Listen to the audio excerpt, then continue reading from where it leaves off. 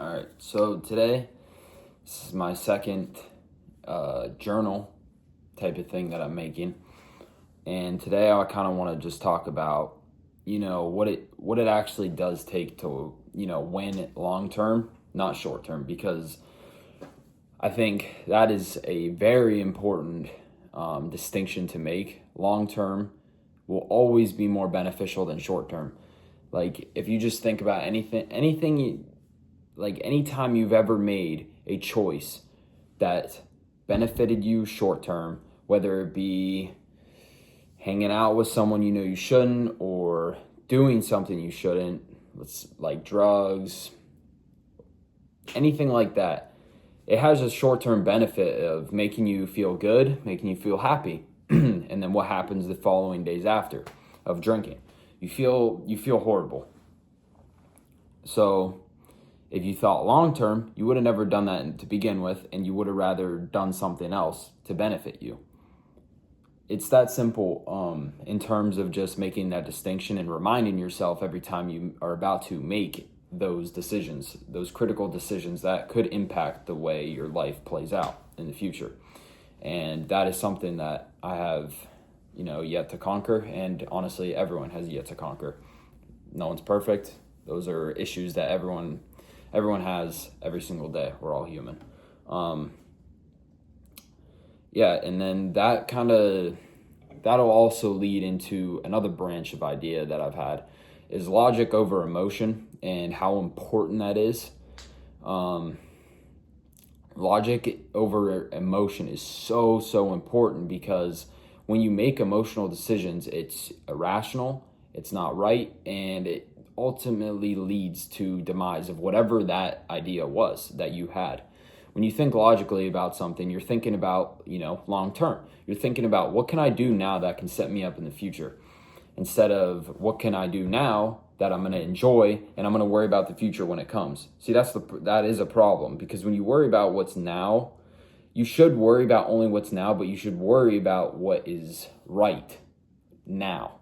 Like, you just need to set your eyes on what is actually right, because every day you make a decision to, choose emotion or logic. And usually emotion is what majority of people choose because it's just the easier one.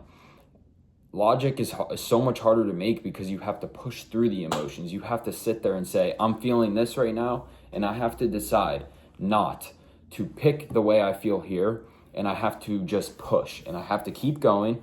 And regardless of how I feel doing something, I know what is right. I know what is right.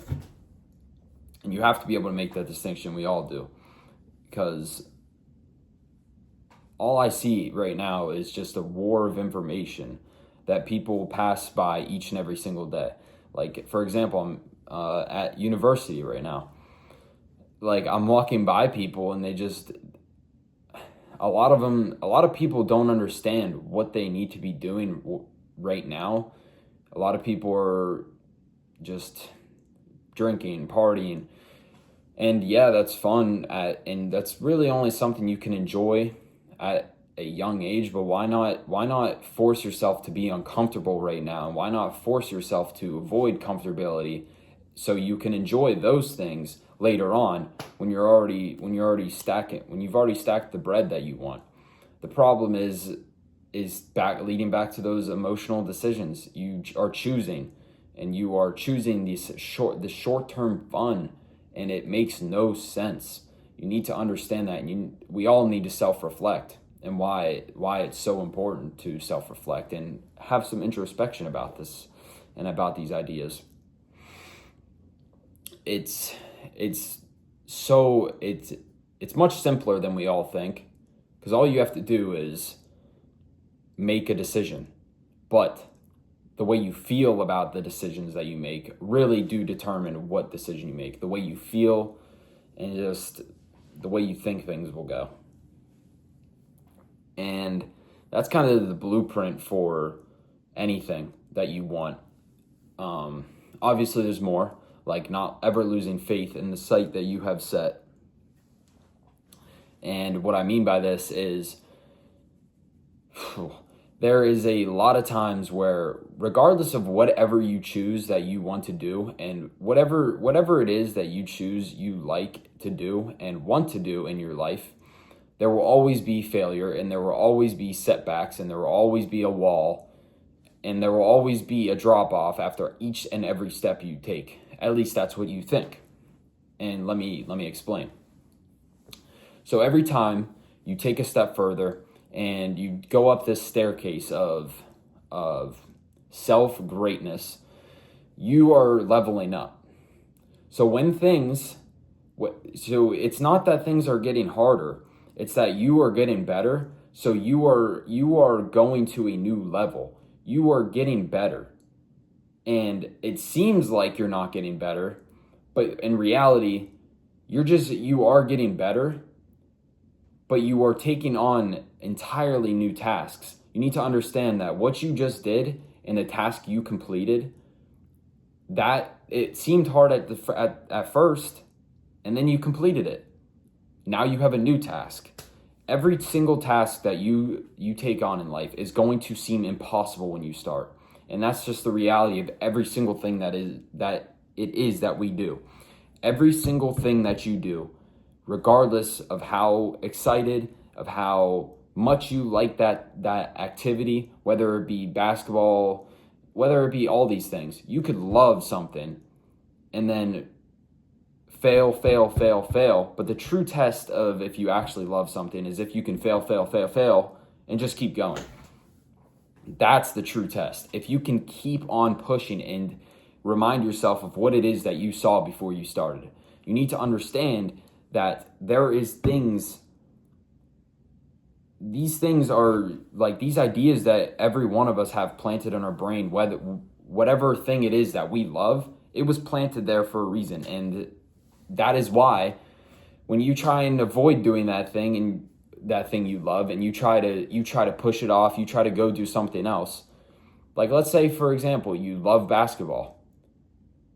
You're pretty good at it, but you're not seeing anything. You're not seeing, let's say, for example, any money. You're not seeing any monetization out of it.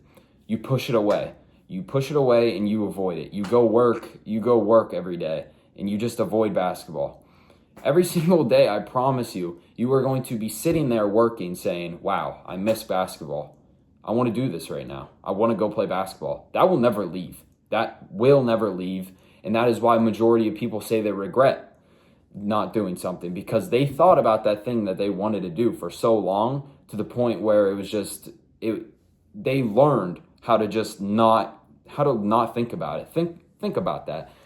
They love something so much, but they failed so hard that they were willing to push it off and over a long period of time avoid thinking about it and made a mental mechanism to just shut that out. Like that's truly the saddest thing ever. And that is why you hear, like, majority of the time from old people, they say, I regret not following what I loved whenever I was younger. And that's honestly the best piece of wisdom that anyone can take, especially from, older people.